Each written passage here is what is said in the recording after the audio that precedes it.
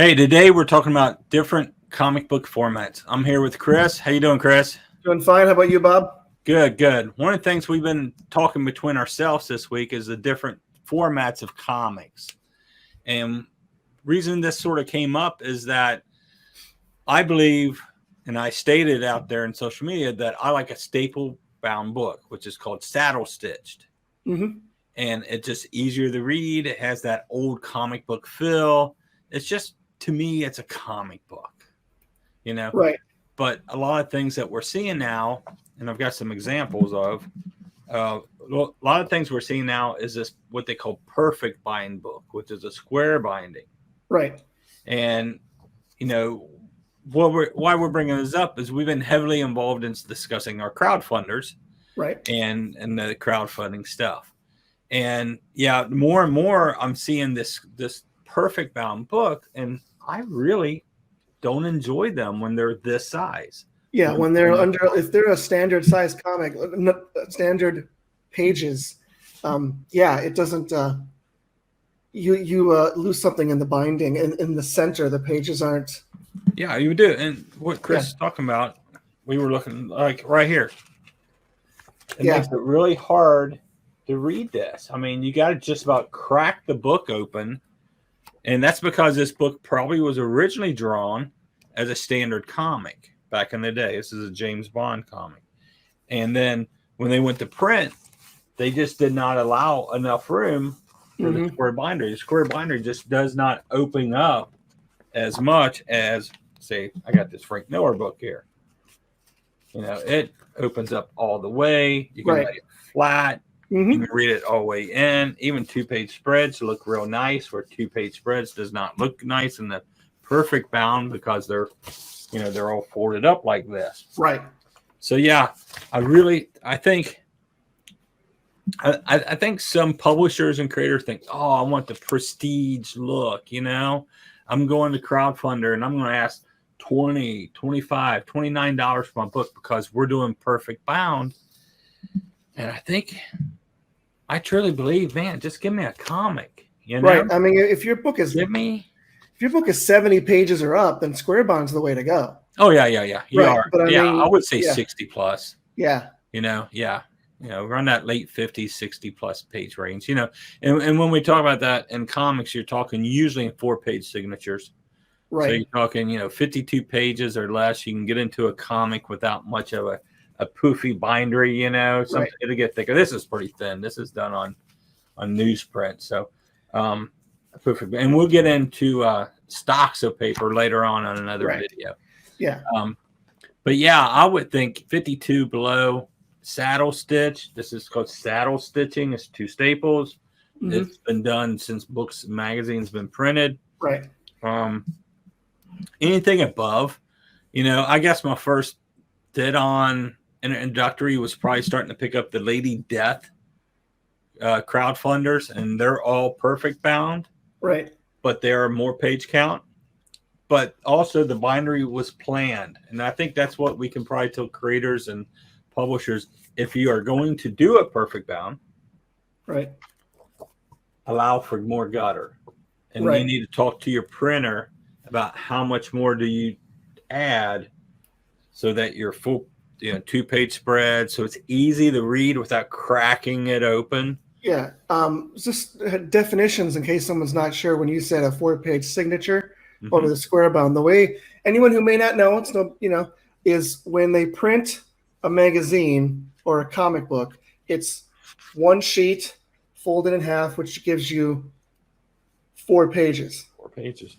And square bound is 1 sheet printed both sides, stacked together and glued on the end. Right. And saddle stitch comes from the fact that it's put together with a drum of wire that literally stitches it, and it looks like staples. I've ran those many times. I knew that one. I did that because I used to do small little digest books back in the late 80s, early 90s. And the guy said, hey, I'll just put you on this little machine over here. Just step on that foot pedal and you can do it yourself and I'll take off the price. I'm like, okay. Yep. Sure. You set the book down, it pushes across, boom, boom, it drops it off, and it goes. It stitches the next one. Yeah, and it's just a giant sewing machine with a thin metal wire. That's what it is. It's like a sewing machine. So, right. But yeah, that's called saddle stitching because you're literally throwing the book over a straddle and a saddle, and it runs it through. That's where the printing term comes from. Right. I don't know if it's really not modern day. It's probably just called stitching or stapling because it's not the saddle stitch it used to be. And most of that is inline because I know our printer, we have a Blue Line, has an inline stitcher, has a double stitcher on it. So yeah, it's just, I think, when you're setting up your crowdfunding, just really look at all the impacts. So this is much cheaper. I was going to say that than a bindery. This is cheaper. Right. This is a cost a lot more. Now, much of this is in line now too. Really? Oh gosh, the machinery is not cheap. Well, yeah, right. We've looked at it, but a lot of the glue and the folding of the covers in this can be done in line. Before it was always another process. You printed all your books, you sent the covering books over to bindery, and then this was a different process. Right. So which cost more. Right. And I'm sure whether it's inline or not, it still costs more. There's a lot more cost to the glues and everything in that process. Now, as a fan of crowdfunders, I'd rather have a comic. I truly would have just be able to grab that thing, take it with me where I'm going. Much of my comic reading is done either on a weekend where I'm running somewhere and I've got some downtime or on a trip. So yeah, I just want to read that comic, man. I want that comic feel. Right. Yeah. Are you reading much digital comics? No. No? Whenever I do whenever I back a Kickstarter, I always do the book. Yeah. I always do the books too. But over the past 2 years, since I picked up my 10-inch Fire tablet from Amazon, right? I've been reading a little bit more of the digital comics, but there's just something about holding that printed comic that's so much better than holding that tablet. Right. It's like, it takes you into that world or something. I don't know how to describe it. It's just part of the experience, I guess. Right. It's tactile. It's like I got it in my fingers and I can, Yeah. And the whole thing is, I guess, even with a graphic novel, because there's a series I read nothing but digital just because I don't need more. I don't need more graphic novels. You don't need more comics. No. Saga is a series that I'd picked up like a couple of the issues, and then I decided just to buy the graphic novels on the tablet. I mean, I've got this tablet, use it, right? Right. And you can sit there and read a whole graphic novel real fast, and then the experience isn't the same, right, as if I'm sitting here really spending my time looking at it, going back and forth. Just the whole process of the feel, you said the tactile. Right. It's different. So I think if I was a newer publisher or creator, and let's get it real. As a publisher, I'm going to go back and forth. As a fan, as a publisher, As a publisher, this is the cheapest thing I can make. Right. And hand a future reader, collector, and supporter of our project. This is the cheapest thing that I can physically put out. So I don't mind, I don't mind paying 200% more for this if I know it's going directly towards a small publisher or a creator. And that's about what you're doing. I mean, if you're spending $9 plus shipping, you're paying probably 2 or 3% more. Right. Yeah. 2 or 3 times. Yeah. But you're right. It supports directly to that creator. Right. Right. So I don't. Yeah. So, but I mean, you're saying, it's true. I do like the folded print stapled book. But I mean, again, if you're making a book, if your Kickstarter is a giant graphic novel, clearly you got to do. Yes. But if you've got like 50 pages and you're kind of going back and forth, I would go to the saddle stitch. My first Kickstarter Tales of the Dark Tunnel had 40 pages, and there was never a question it was going to be saddle stitched, and it turned out really nice. So honestly, if I had 50 pages, mm-hmm. I would go get 10 more, and I'd have 2 issues, 2 Kickstarters. You could do that, yeah. You know me. Yeah. I'm going to try to get as much as possible. If I'm sitting here on 50-page story, I know I can create 10 more pages within either insert 10 more pages or extend the ending out 10 more pages. Right. And then I have now 2 of these to do Kickstarters with. That's a good point too. Yeah. Yeah. Yeah. Unless your book doesn't divide exactly where you can do that. Yeah. Well, if it doesn't at that 30 page mark, if it doesn't where you can, well, that might be where your 10 pages are. Is like to end it, to wrap it up, and then begin the next section. Maybe that 10 pages goes in the middle. So yeah, I mean, that's Bob, man. He's always. But hey, what can I say? It's always trying to figure out how to, not myself, just how to help everybody get the most out of their investments, you know? Right. Well, you talked me into a 4 issue coming up at some point. Yeah, I could do 4 issues. Soon. We'll be talking about that soon here, too. Yeah. But, you know, well, it's something you had. It's you know, something you had that was available, and this needs to be polished. So, right. It's going to be, I'm looking forward to it. Perfect bound or stitch. I personally would go stitched every time. Stapled, stitched. I would go this route every time. To me, this is a comic book. And I brought up pricing. I think we need to do a whole podcast on the whole pricing of rewards and stuff for crowdfunding. I don't mind paying $10 for something like this. Especially if the future stretch goals are somewhere where if I put some effort and everybody else supporting you putting some effort, and we're going to get some bonus stuff. So I'm going to get this, and I'm going to get a trading card or a sticker or bookmark or something. You know, that's $10 for this package. Hell yeah, this is a great deal.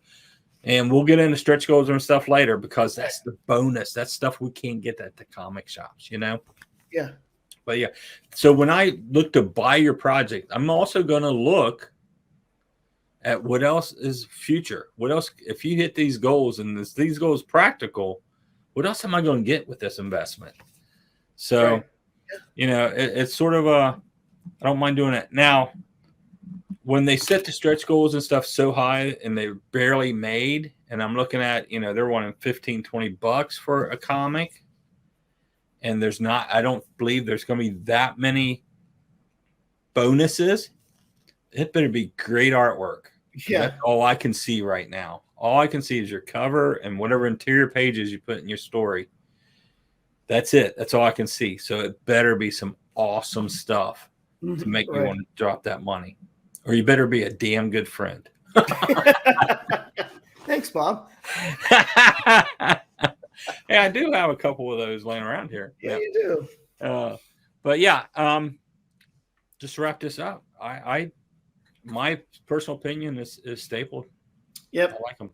It's funny. I whenever I think I'm going to do a comic book, I never think of the square bound trade paperback thing. I'm always thinking, you know, a comic book stapled, saddle stitched. Yeah, go with that. It's always cheaper and great idea. These are nice. If you can separate it into more than one issue. Yes. It's a good idea too. Yes, that's only more. Especially if you can let people know, not so much show them, but let them know there's more. Right. You know, and that's all part of the promotions of building the crowdfunding is let them know if this ain't a one shot and gone, there's going to be more down the road. Mm-hmm. So a whole nother subject I'll have to write down that we'll have to talk about is how to get them involved and invested in your first one, and then how to get them in on the future projects. So since I sort of screwed up and didn't pitch it out to our sponsor, this video is sponsored by Comic Book Crowdfunding News. It's a new project I've been working on personally to help creators like us, publishers and creators, to get in front of thousands of possible readers, collectors, and just new faces. It's a list that I've put together over years with Blue Line and Sketch. It's a solid list. It works. The first newsletter goes out October 3rd. So if you are a creator publisher, you got a crowdfunder coming out around that time or after, I'll put a link down below for the website. Check it out. We're running a deal on some, ad spots right now. So there it is. I gave our last little speech. Yep, I'm excited about that. That's a really cool idea. I think it's a great project. And the thing is, I know it works. And I did a video the other day on Bill Nichols and I went over to a whole different market over at Amazon and published a novel. Nobody knows us as novelists. We've never been novelists before. No backing, no fans. But we got on these newsletters that got our book cover and our description in front of tens of thousands of people. And we became #1 bestseller in 5 categories. Right. So these type of lists, this type of email, this type of getting in front of it works.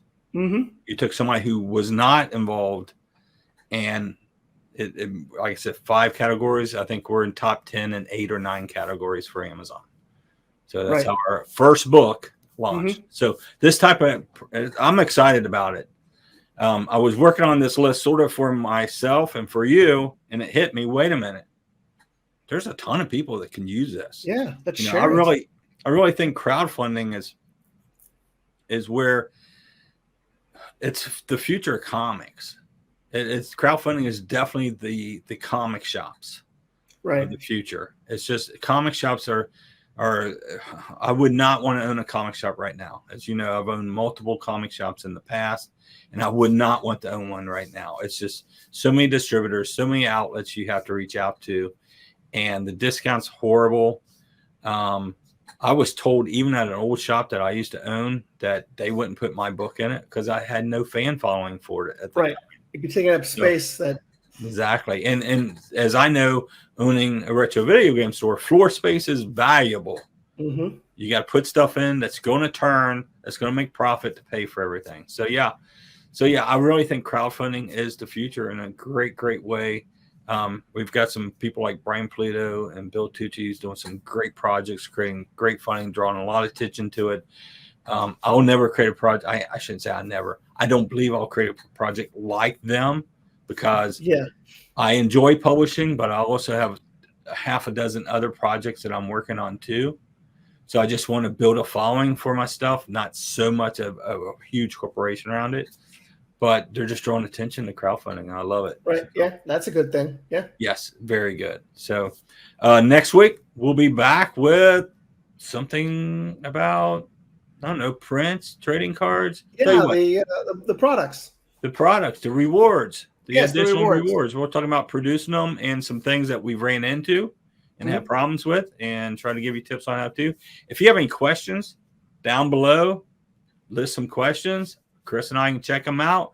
We can either pop on, do something here, or we'll talk on our next podcast. Also, I wanted to announce the Sketch Discord is going to be going live. So this is a public Discord. If you want to get in there, show your portfolio, talk to other creators, and you can sign up for sketchmagazine.net for free. Right. Go over to the website. I will put that link down below. Free membership. You have access to all 46 issues of Sketch Magazine, hundreds of interviews, blogs, downloads, digital brushes. They're there too? Yes. Those the ones I did. Oh, yes. Nice. Okay, cool. So there's some downloads and really cool stuff and new stuff coming. I think Bill told me he has up to 40 more interviews lined up. So, right. What's that called? The prescription CCC. Yeah, right. Those 5-question things. I love it. Mm-hmm. Every creator comes in on a different angle, so it's pretty cool. So, all right. See you next week, bud. Yep. Bye. All right. Bye.